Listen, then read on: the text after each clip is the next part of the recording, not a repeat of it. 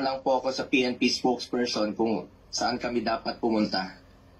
Dahil sabi ni Chief PNP Marbil sa 250 po.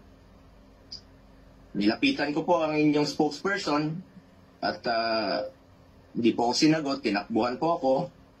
Sana naman bilang spokesperson, konting sagot lang naman po. Konting respeto, sumusunod naman po kami sa batas.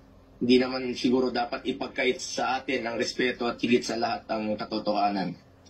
Sa totoo lamang po, ilang beses na po nagsinungaling si now Brigadier General Jean Pardo. Sana po, ma'am, bilang spokesperson, totoo lang po ang sabihin mo, alang-alang sa bayan. Your duty is to be loyal to our flag and to our country. Minahal namin kayo ni dating Pangulong Duterte. Sana, konting respeto lamang po. Kung nagawa niyo yan sa akin, magsinungaling, mas nagagawa niyo po yan sa ibang tao. Respeto lamang sana. Gaya ng pagrespeto at pagmamahal namin sa uniform personnel. Pangalawa,